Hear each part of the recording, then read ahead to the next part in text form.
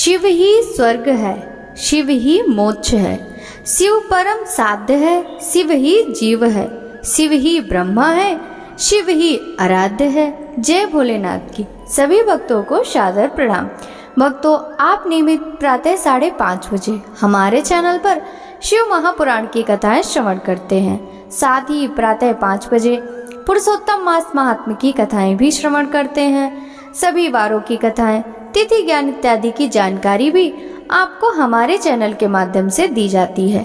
यदि अभी तक आपने चैनल को सब्सक्राइब नहीं किया है तो अवश्य ही कर लें, साथ ही बेल आइकन भी प्रेस कर लें, जिससे आने वाले हर नए वीडियो का नोटिफिकेशन आपको तुरंत ही मिल सके। शिव महापुराण के कल के अध्याय में आपने नृसिंह लीला वर्णन, सरव अवतार, शिव द्वारा नरसिंह के शरीर को कैलाश ले जाना, विश्वानर को वरदान, ग्रहपति अवतार, ग्रहपति को शिव जी से वर प्राप्ति, यज्ञेश्वर अवतार, शिव दशावतार, एकादश रुद्रों की उत्पत्ति की कथा का रसपान किया था। भक्तों, आज के इस अध्याय में दुर्वासा चरित्र, हनुमान अवतार, महेश अवतार वर्णन, वृषभावतार वर्णन, वृषभावतार लीला वर्णन, पिपलाद चरित्र, पिपलाद महादेव लीला, वैश्यनाथ अवतार वर्णन की कथा का रसपान करेंगे। तो चलिए भक्तों, वीडियो शुरू करते हैं। नंदीश्वर बोले, हे महामुने, परम तेजस्वी तपस्वी महर्षि अत्रि, जो देवी अनसुईया के पति थे, ब्रह्मा जी की आज्ञा से ऋक्षकुल नामक पर्वत पर, जो कि विंध्याचल के पास में स्थित था, पुत्र की कामना से घोर तपस्या की। उनकी तपस्या दिन प्रतिदिन और भीषण होती जा रही थी, जिससे तेज अग्नि की ज्वाला प्रकट हुई और उससे सब लोग जलने लगे। तब सब देवताओं ने मिलकर ब्रह्मा जी से प्रार्थना की। ब्रह्मा जी सब देवताओं को साथ लेकर भगवान श्री हरि विष्णु की शरण में गए। वहां उन्होंने विष्णु जी को महर्षि अत्रि की तपस्या से उत्पन्न ज्वाला के विषय में बताया। तब श्री हरि बोले कि परमेश्वर भगवान शिव इस समस्या को दूर कर सकते हैं, इसलिए हमें उनकी शरण में जाना चाहिए। तत्पश्चात श्री हरि ब्रह्मा जी व अन्य देवताओं को साथ लेकर भगवान शिव की शरण में गए। कैलाश पर्वत पर पहुंचकर सबने त्रिलोकीनाथ भगवान शिव को नमस्कार किया और उनकी स्तुति करने लगे। उन्होंने महादेव जी को अत्रि मुनि की तपस्या के बारे में बताया। तत्पश्चात तीनों ब्रह्मा, विष्णु और शिव जी अत्रि मुनि को वरदान देने के लिए गए। उनके पद चिन्हों को पहचान कर अत्रि मुनि ने उन तीनों की अलग अलग स्तुति करनी आरंभ कर दी। अत्रि बोले, हे ब्रह्मा, हे विष्णु, हे शिव, आप सभी इस संसार में सबके लिए आदरणीय और पूजनीय हैं। आप सबके ईश्वर हैं और इस सृष्टि का सृजन, रक्षा और विनाश करने वाले हैं। भगवान, मैंने तो पुत्र प्राप्ति हेतु भगवान शिव का पूजन आराधना किया था, परंतु आप तीनों के एक साथ दर्शन पाकर मैं धन्य हो गया हूँ। प्रभु, मेरा इच्छित वर प्रदान कीजिए। मुनि अत्रि की प्रार्थना सुनकर त्रिदेव बोले, हे महामुने, हम तुम्हारी उत्तम तपस्या से प्रसन्न हैं। हम तीनों देवता एक ही समान हैं, हम में एक ही अंश है। हमारे वरदान से तुम्हारे 3 पुत्र होंगे, जो हम तीनों के अंश होंगे। यह कहकर ब्रह्मा, विष्णु और शिव वहां से अंतर ध्यान हो गए। अत्रि मुनि वरदान पाकर खुशी से झूम उठे और वापस अपने आश्रम में चले गए। वहां पहुंचकर उन्होंने अपनी पति अनसुईया को वरदान देने के विषय में बताया, जिससे सुनकर वे भी हर्षित हो उठी। समय बीतता गया। निर्धारित समय पर देवी अनसुईया ने 3 पुत्रों को जन्म दिया, जो कि भगवान शिव, ब्रह्मा और विष्णु का अंश थे। ब्रह्मा जी के अंश से चंद्रमा, विष्णु जी के अंश से दत्त तथा भगवान शिव के अंश से दुर्वासा जी की उत्पत्ति हुई। दुर्वासा जी ने सूर्यवंश में उत्पन्न राजा अम्बरीश, जो कि सप्तद्वीप के स्वामी थे, उनकी परीक्षा ली। एक दिन राजा अम्बरीश ने एकादशी का व्रत रखा। तब दुर्वासा जी अपने शिष्यों को साथ लेकर उनके राजमहल में गए। उधर अम्बरीश ने सब ब्राह्मणों को भोजन कराने के उपरांत जैसे ही जल पिया, दुर्वासा ऋषि वहां पहुंचकर उन पर नाराज होने लगे। वे बोले, राजन, हमें निमंत्रण देकर बुलाने पर भी हमारा इंतजार नहीं किया और हमें भोजन कराने से पहले ही जल पी लिया। अब तुम्हें अपनी करनी का फल अवश्य भुगतना होगा। यह कहकर दुर्वासा जी ने राजा अम्बरीश को सांप से भस्म करना चाहा, परंतु उसी समय उनकी रक्षा हेतु सुदर्शन चक्र आ गया और वह दुर्वासा मुनि को जलाने लगा। तभी आकाशवाणी हुई कि दुर्वासा जी अम्बरीश भगवान शिव का अंश हैं। यह सुनकर सुदर्शन चक्र शांत हो गया। तब राजा अम्बरीश ने दुर्वासा जी के चरण पकड़ लिए और उन्हें उत्तम भोजन कराकर विदा किया। एक बार दुर्वासा जी ने मर्यादा पुरुषोत्तम श्री राम की परीक्षा ली। उन्होंने श्री राम से कहा, आपके और हमारे बीच होने वाली बात में कोई बीच में ना आए। जब वे दोनों एकांत में बैठकर वार्तालाप कर रहे थे, लक्ष्मण वहां चले आए। तब रामचंद्र जी ने अपने प्रण के अनुसार अपने भाई लक्ष्मण का त्याग कर दिया। उनकी दृढ़ता से दुर्वासा मुनि प्रसन्न हुए और उन्हें आशीर्वाद देकर वहां से अपने स्थान को चले गए। इसी प्रकार एक बार उन्होंने श्री कृष्ण जी की भी परीक्षा ली थी। जब भगवान विष्णु ने कंस का वध करने के लिए कृष्ण अवतार लिया, उस समय उनकी प्रसिद्धि चारों ओर फैल गई। वे ब्राह्मणों को प्रेम भाव से जिमाते थे। उनकी ख्याति के कारण एक बार दुर्वासा जी कृष्ण की परीक्षा लेने के लिए पहुंच गए। उनकी सेवा से प्रसन्न होकर उन्होंने कृष्ण को वज्र के समान शरीर होने का वरदान प्रदान किया।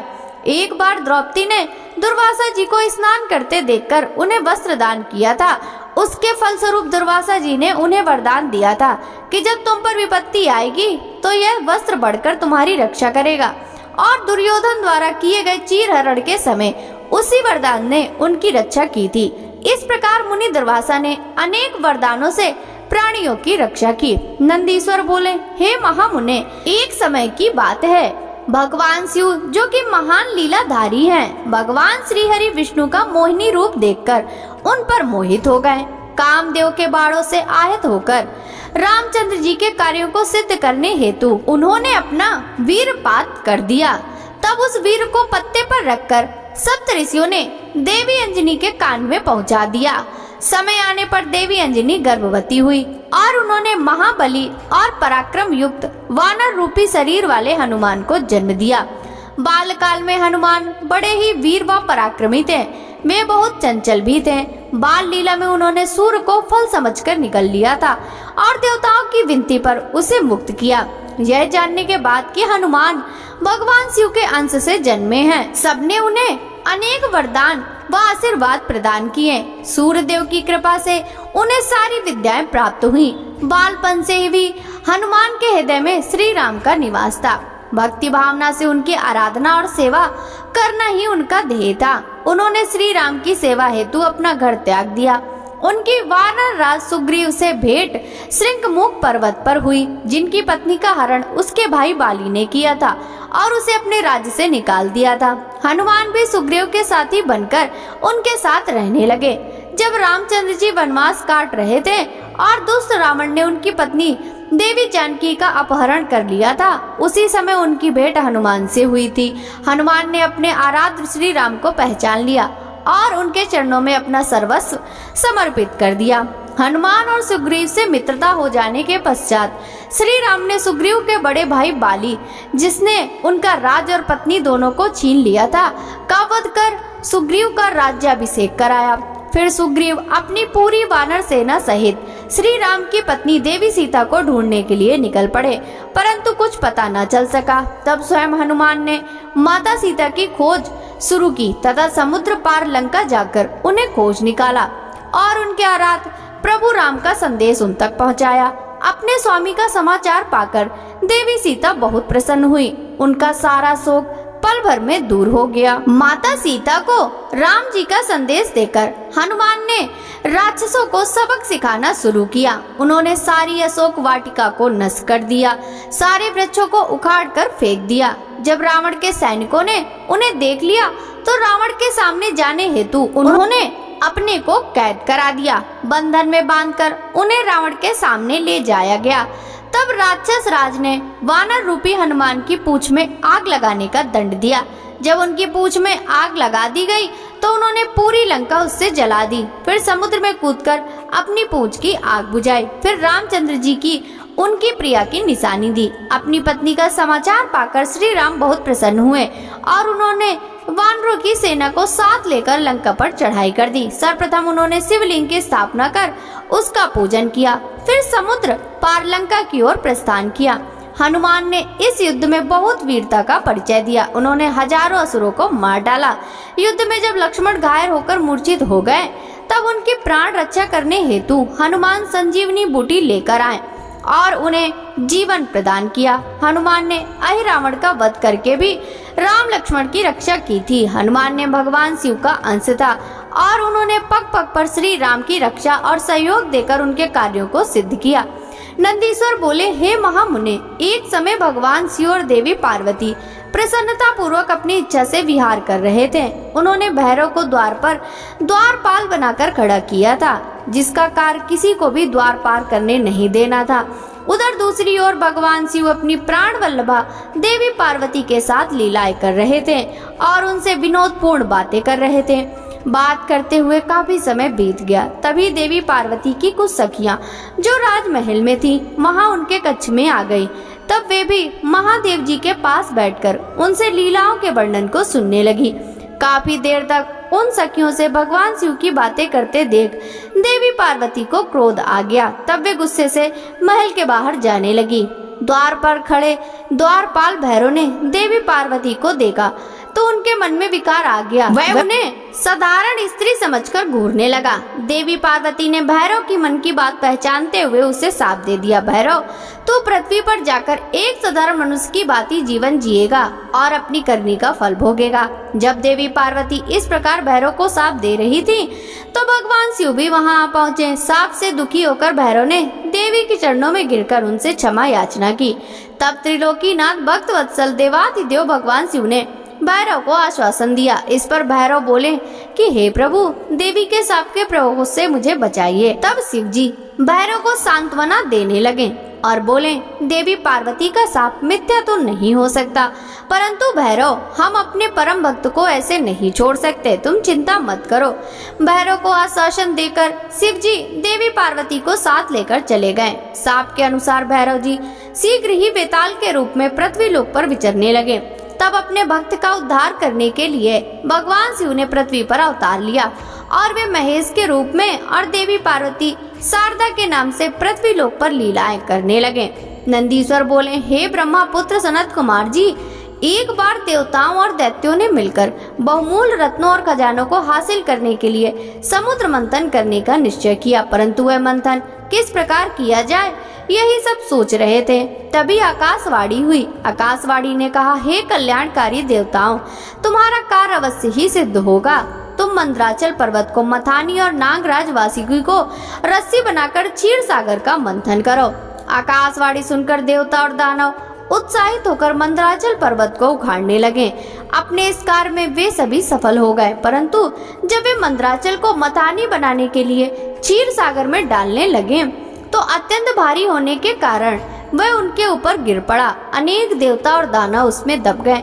भयभीत होकर सब भगवान शिव की आराधना करने लगे। भगवान शिव अपने भक्तों पर सदा अपनी कृपा रखते हैं। उन्होंने देवताओं, दानों और बल प्रदान किया। सबने मिलकर मंदराचल पर्वत को क्षीर सागर के जल में डाल दिया। फिर नागराज वासुकी को रस्सी बनाकर समुद्र मंथन करना आरंभ किया। समुद्र मंथन के फलस्वरूप धन्वंतरी, वैद, चंद्रमा, पारिजात, कल्पवृक्ष, उच्च श्रवा घोड़ा, इरावत हाथी, मदिरा, हरि का धनुष, शंख, कामधेनु, कौस्तुभ मणि, अमृत तथा कालकूट विष आदि वस्तुएं निकली। साथ ही परम सुंदर मनोहर रूप व धन वैभव की स्वामिनी देवी लक्ष्मी भी निकली। भगवान श्री हरि विष्णु ने देवी लक्ष्मी, शंख, कौस्तुभ मणि तथा गदा को ग्रहण किया। सूर्यदेव ने उच्च श्रवा नामक घोड़े को लिया। इंद्रदेव ने पारिजात, कल्पवृक्ष और एरावत हाथी से देवलोक की शोभा बढ़ाई। त्रिलोकीनाथ भक्त वत्सल भगवान शिव ने देवताओं और असुरों सहित पूरे संसार की रक्षा हेतु मंथन से निकला कालकूट विष पिया और नीलकंठ नाम से प्रसिद्ध हुए। उन्होंने चंद्रमा की रक्षा हेतु उसे अपने सिर पर धारण किया। असुरों ने रमण कराने वाली मदिरा को लिया तो मनुष्यों ने धन्वंतरी वैद को ग्रहण किया। मुनिजनों ने कामधेनु को ग्रहण किया। तत्पश्चात सबसे अंत में निकले अमृत कलश को देखकर सब उसे लेने के लिए झपटे। देवता और असुर दोनों ही अमृत पीना चाहते थे। असुरों ने देवताओं से अमृत छीन लिया। दुखी देवता भगवान शिव की शरण में गए। तब अपने भक्तों के दुख को जानकर शिव ने श्री हरि विष्णु को मोहिनी रूप धारण कर अपनी माया से अमृत कलश असुरों से लाने के लिए कहा। विष्णु जी की माया से मोहित होकर दैत्यों ने उन्हें अमृत कलश दे दिया। तब विष्णु जी ने देवताओं को ही अमृत पान कराया। यह देखकर दैत्यों को सारी माया समझ आ गई। फिर वे बलपूर्वक अमृत पाने के लिए युद्ध करने लगे। घोर युद्ध हुआ। भगवान शिव और विष्णु जी की कृपा से देवता विजयी हुए और असुरों को विष्णु ने पाताल लोक जाने का आदेश दिया। वे स्वयं असुरों को पाताल ले गए, परंतु दैत्यों ने अपनी चालाकी और माया से उन्हें वहीं बंदी बना लिया और स्वयं उपद्रव करने लगे। जब देवताओं को असुरों ने प्रताड़ित करना आरंभ कर दिया, तब वे परेशान होकर ब्रह्मा जी के पास पहुँचे और उन्हें अपनी सारी व्यथा कथा सुनाई। फिर ब्रह्मा जी देवराज इंद्र सहित अन्य देवताओं को अपने साथ लेकर त्रिलोकीनाथ देवाधिदेव भगवान शिव के पास गए। वहां पहुंचकर उन्होंने शिव जी को प्रणाम किया और स्तुति आरंभ कर दी। तत्पश्चात उन्होंने शिव जी से कहा, हे भगवान, असुरों ने हमें परेशान कर रखा है। उन्होंने भगवान श्री हरि विष्णु को भी बंदी बनाकर पाताल में कैद कर लिया है। अतः प्रभु आप उन्हें मुक्त कराएं और हमारी रक्षा करें। देवताओं की प्रार्थना सुनकर भगवान शिव ने उन्हें रक्षा का आश्वासन देकर विदा किया और स्वयं देवताओं के कल्याण हेतु वृषभ अवतार धारण किया। नंदीश्वर बोले, हे सनत कुमार जी, कल्याणकारी भगवान शिव ने अपने भक्तों की रक्षा के लिए वृषभ का रूप धारण किया और पाताल की ओर चल पड़े। भगवान शिव ने भयंकर गर्जना के साथ पाताल में प्रवेश किया। उस प्रचंड गर्जन से पातालवासी व्याकुल हो गए और उनके नगर में विध्वंस होने लगा। इस प्रकार की गर्जना को सुनकर असुरों को संदेह हुआ। जब उन्हें पता चला कि भगवान शिव वृषभ रूप धारण करके युद्ध करने आए हैं, तो वे अपनी पूरी शक्ति से उनसे युद्ध करने लगे। असुर सेना ने शिव जी पर आक्रमण कर दिया। शिव जी के हाथों में धनुष बाण उठाए उनका ही इंतजार कर रहे थे। उन्होंने अपने बाणों की वर्षा आरंभ कर दी और अनेक दैत्यों को मार डाला। बैल का रूप धारण किए हुए कल्याणकारी शिव जी ने अपने सींगों व खुरों से भी अनेक दैत्यों को मृत्यु के घाट उतार दिया और बहुत से दैत्यों को घायल कर दिया। इस प्रकार काफी समय तक उनके मध्य भयानक युद्ध चलता रहा। उधर दूसरी ओर असुरों ने विष्णु जी को भी अपनी माया से मोहित कर उन्हें अपने साथ मिला लिया था। वे असुर के साथ रहकर उनकी प्रवृत्ति को ग्रहण करने लगे थे। उन पर संकट देखकर उनकी रक्षा के लिए वे भी युद्ध करने आए। उन्होंने वृषभ रूप धारण किए अपने आराध्य शिव जी को नहीं पहचाना और उनसे युद्ध करने लगे। भगवान श्री हरि विष्णु ने वृषभ रूपी शिव जी पर अनेक अस्त्रों का प्रयोग किया, परंतु शिव जी ने सबको काट डाला। फिर शिव जी ने माया के बंधन से विष्णु जी को आजाद किया, तो वे तुरंत शिव जी को पहचान गए और उनसे क्षमा याचना करने लगे। वे बोले, हे देवाधिदेव, मैं मूर्ख हूँ जो अपने आराध्य स्वामी को नहीं पहचान सका और उनसे युद्ध करने लगा। मुझे क्षमा कर दें और मुझ पर कृपा करें। श्री हरि की विनय पूर्ण प्रार्थना को सुनकर शिव जी बोले, हे विष्णु, आप तो बड़े बुद्धिमान और ज्ञानी हैं, फिर भी आप कैसे राक्षसों के माया जाल में फंस गए और उनके साथी बन गए। शिव जी की बातें सुनकर विष्णु जी शर्म के मारे नीचे देखने लगे। तब शिव जी बोले, हे विष्णु, अब तुम यहाँ से चले जाओ। यह कहकर शिव जी ने उनका सुदर्शन चक्र ले लिया और उसके स्थान पर तेज सूर्य नामक दूसरा सुदर्शन चक्र उन्हें दे दिया। तत्पश्चात विष्णु जी स्वर्ग को चले गए। उनका मोह दूर हो गया था। शिव जी भी दैत्यों को उनकी करनी का फल देकर वहां से अंतर ध्यान हो गए। नंदीश्वर बोले, हे महामुने, एक बार देवताओं और असुर राज वृत्तासुर में बड़ा भयानक युद्ध हुआ। वृत्तासुर ने सभी देवताओं को युद्ध में हरा दिया। तब सब देवता अपनी प्राणों की रक्षा हेतु ब्रह्मा जी की शरण में गए। ब्रह्मा जी के पास पहुंचकर देवताओं ने उन्हें अपनी सारी परेशानियां बताईं और उनसे अपनी प्राण की रक्षा की प्रार्थना की। ब्रह्मा जी ने कुछ देर तक विचार किया और फिर देवताओं से कहा, हे देवताओं, महर्षि दधीचि ने भगवान शिव की घोर तपस्या करके उनसे वर मांगा है कि उसकी हड्डियां वज्र सी कठोर हो जाए। इसलिए तुम महर्षि दधीचि से उनकी अस्थियों को मांग लो। उनकी हड्डियों से वज्र का निर्माण करके ही वृत्तासुर का संहार किया जा सकता है। ब्रह्मा जी के वचन सुनकर देवराज इंद्र, देवगुरु बृहस्पति और अन्य देवताओं को साथ लेकर महर्षि दधीचि के आश्रम में गए। वहां पहुंचकर उन्होंने महर्षि को हाथ जोड़कर प्रणाम किया। देवताओं को अचानक इस प्रकार आया देखकर दधीचि ने उनके आने का कारण पूछा। तब देवराज इंद्र ने उनसे कहा, हे महर्षि, आप परम भक्त शिव भक्त हैं और शिव जी से मिले वरदान के कारण आपकी हड्डियां वज्र के समान हैं। मुने, अपनी अस्थियां दान करके हमारी रक्षा करें, क्योंकि वृत्तासुर का वध तभी संभव हो सकेगा। महर्षि दधीचि ने मन ही मन में सोचा कि परोपकार से बढ़कर दूसरा कोई कार्य नहीं है। तब देवताओं का कार्य सिद्ध करने हेतु भगवान शिव का स्मरण करते हुए अपने शरीर को त्याग दिया। देवता उन पर पुष्प वर्षा करने लगे। जब इंद्र को ज्ञात हुआ कि महर्षि ने अपने प्राणों को त्याग दिया है, तो उन्होंने कामधेनु द्वारा महर्षि दधीचि की सब अस्थियां निकाल ली और वे अस्थियां त्वष्टा को देकर उससे वज्र का निर्माण करने के लिए कहा। देवराज इंद्र की आज्ञा से त्वष्टा देवताओं के शिल्पी विश्वकर्मा के पास गए और उनसे अस्थियों का सुदृढ़ वज्र बनाने के लिए कहा। विश्वकर्मा ने दधीचि की अस्थियों से वज्र का निर्माण किया। इस प्रकार महर्षि दधीचि की अस्थियों से निर्मित वज्र को पाकर देवराज इंद्र बहुत प्रसन्न हुए और असुर राज वृत्तासुर का वध करने के लिए चल दिए। उन्होंने युद्ध भूमि में जाकर वृत्तासुर को ललकारा और अपने वज्र से उस पर कठोर प्रहार कर उसे किसी पर्वत की भांति खंड खंड कर डाला। वृत्तासुर के मरते ही देवताओं की प्रसन्नता की कोई सीमा न रही। वे उत्सव करने लगे, चारों ओर मंगल गान होने लगे तथा देवता इंद्र की स्तुति करने लगे।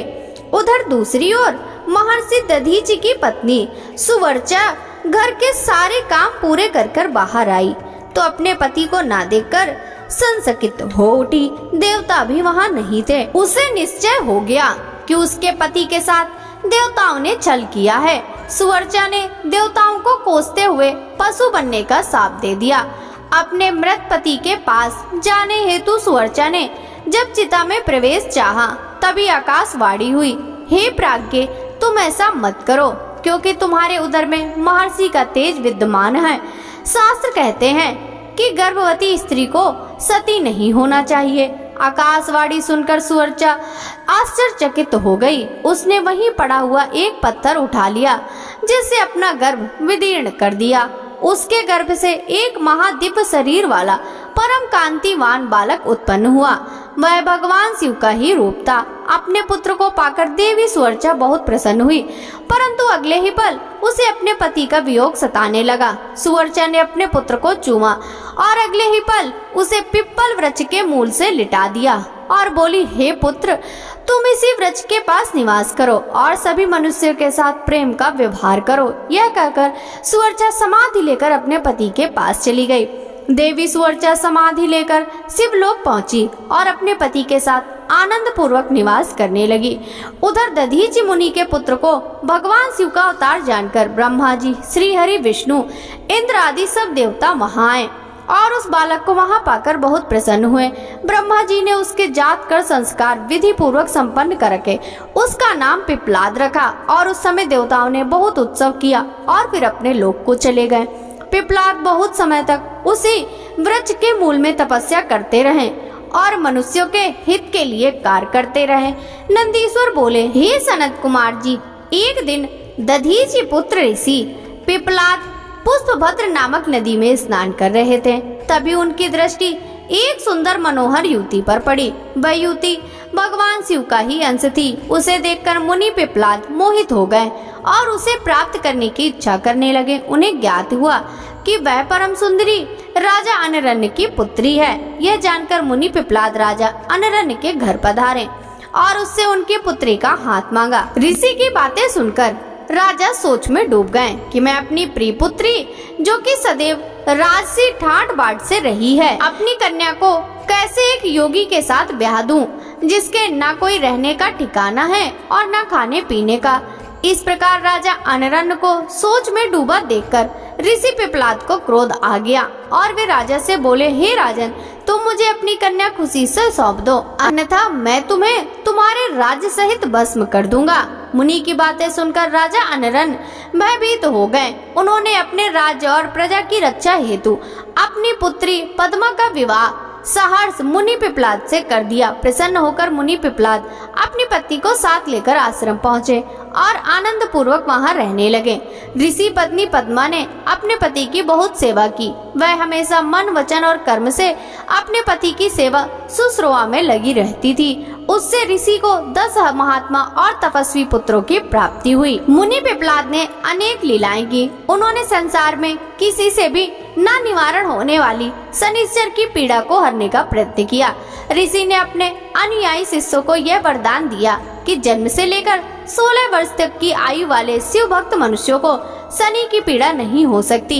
यदि शनि मेरे इस वचन को झुटलाने के लिए ऐसा करेगा तो भस्म हो जाएगा। इसलिए शनि का प्रकोप कभी भी 16 वर्ष की आयु से कम वालों के मनुष्यों पर नहीं पड़ता। तात मनुष्य रूप धारण करने वाले ऋषि पिप्पलाद का यह चरित्र मैंने तुम्हें सुनाया है। यह उत्तम चरित्र निर्दोष, स्वर्गप्रद, कुग्रह जनित दोषों का नाश करने वाला है, मनोरथ पूर्ण करने वाला तथा शिव भक्ति में वृद्धि करने वाला है। नंदीश्वर बोले, हे मुनीश्वर, पूर्व समय में नंदी नामक गांव में महानंदा नाम की एक वेश्या रहती थी। समस्त ऐश्वर्यों से संपन्न होकर वह भगवान शिव की परम भक्त थी। वह नित्य भगवान शिव पार्वती का पूजन करती। महानंदा शिव भक्ति रस में इतना डूब जाती थी कि घंटों घंटों तक भक्ति भाव में उनके भजनों को गाती रहती। इस भक्ति भाव में जब वह भजन गाती तो उसका मुर्गा और बंदर भी नाच नाच कर साथ देते। एक दिन भगवान शिव ने महानंदा की परीक्षा लेने के लिए एक वैश्य का रूप धारण किया और उसके दरवाजे पर पहुंच गए। उनके हाथों में एक सुंदर रत्न जड़ित कंकड़ था। उस वैश्य का कंकड़ महानंदा को भा गया। वह उसे पाना चाहती थी। वैश्य रूपी भगवान शिव ने उसके मन की बात जान ली और बोले, हे देवी, यदि आपको यह कंकड़ पसंद है तो इसका मूल्य चुकाकर इसे आप रख लें। उस वैश्य की बातें सुनकर महानंदा ने विनम्रता से मुस्कुराते हुए कहा, मैं तो एक वेश्या हूँ। व्यभिचार ही मेरे कुल का धर्म है। इसके अतिरिक्त मेरे पास कुछ भी नहीं है। यदि आप मुझे यह कंकड़ देंगे तो मैं 3 दिन तक आपकी पत्नी बनकर आपके साथ निवास करूंगी। देवी महानंदा के प्रस्ताव को सुनकर वह वैसे तैयार हो गया और कहने लगा कि सूर्य और चंद्रमा इस बात के प्रमाण हैं। अब तुम मेरे हृदय पर हाथ रखकर 3 बार यह कहो कि तुम 3 दिन तक मेरे साथ मेरी पत्नी बनकर रहोगी। महानंदा ने वैश्य के कहे अनुसार वचनों को दोहरा दिया।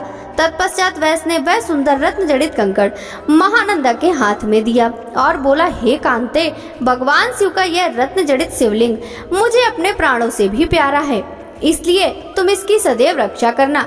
महानंदा ने वैश्य द्वारा दिया गया वह शिवलिंग अपने माथे पर लगाया और हर हाल में उसकी रक्षा करने का आश्वासन वैश्य को दिया तथा ले जाकर अपने नाटक मंडप में रख दिया। रात में जब सब सो गए तब उस नाटक मंडप में आग लग गई। वह धू धू कर जलने लगा। महानंदा ने अपने बंदर और मुर्गे को तो बचा लिया, परंतु भगवान शिव के रत्न जड़ित सुंदर लिंग को जो वैश्य ने उसे संभाल कर रखने के लिए दिया था ना बचा सकी। वह आग में जलकर नष्ट हो गया था। यह देखकर वह वैश्य और महानंदा बहुत दुखी हुए। उस वैश्य ने कहा, हे नंदे, यह शिवलिंग मुझे अपने प्राणों से भी अधिक प्रिय था। जब शिवलिंग जल गया तो मैं क्या करूँगा। महानंदा के बहुत समझाने पर भी वह वैश्य नहीं माना और उसने अपने शरीर को अग्नि की भेंट कर दिया। यह देखकर महानंदा को बहुत दुख हुआ कि मेरी असावधानी के कारण उस वैश्य के प्राण चले गए। मेरे ही कारण एक परम शिव भक्त मर गया। यह सोच सोचकर नंदा पागल हुई जा रही थी। उसे याद आया कि उसने वैश्य तक 3 दिन तक उसके साथ रहने का वचन दिया था। तब महानंदा ने अपना सारा धन, रत्न, आभूषण आदि सभी बहुमूल्य वस्तुएं आदि प्रसन्नता से ब्राह्मण को दान कर दिए और स्वयं उस वैश्य की चिताग्नि में कूदने लगी। परंतु इससे पहले कि महानंदा उस अग्नि में प्रवेश करती, वहां भगवान शिव प्रकट हो गए। भगवान शिव को साक्षात अपने सामने पाकर नंदा स्तब्ध रह गई और एकटक उन्हें देखने लगी। उसकी आंखों से आंसू बहने लगे। कुछ क्षण पश्चात जैसे ही उसे ध्यान आया कि उसने भगवान शिव के चरण पकड़ लिए और उनकी स्तुति करने लगी, तब प्रसन्न होकर महादेव जी बोले, नंदा, मैं तुम्हारी सत्यता, धर्म, धैर्य और निश्चल भक्ति भावना से बहुत प्रसन्न हूँ। मैंने ही वैसा रूप धारण करके तुम्हारी परीक्षा ली थी जिससे तुम सफल हुई। मांगो, क्या मांगना चाहती हो। तब महानंदा बोली, भगवान, मैं और मेरे साथी आपके दर्शन से धन्य हो गए। इससे अधिक हमें कुछ नहीं चाहिए। हाँ, यदि फिर भी आप देना चाहते हैं तो अपने चरणों में थोड़ा सा स्थान दे दीजिए। यह सुनकर शिव जी ने प्रसन्नता पूर्वक महानंदा को शिवलोक भेज दिया। भक्तों, आगे की कथा का रसपान हम कल के अध्याय में करेंगे। शिव महापुराण की यह कथा यदि आपको अच्छी लगी हो तो इस वीडियो को लाइक कर ज्यादा से ज्यादा भक्तों के साथ शेयर कीजिएगा, जिससे भगवान शिव की कृपा दृष्टि सदा सर्वदा सभी पर बनी रहे। आपसे मिलते हैं शिव महापुराण के अगले अध्याय की कथा के साथ। सभी भक्तों को हरे कृष्णा, राधे राधे, हर हर महादेव।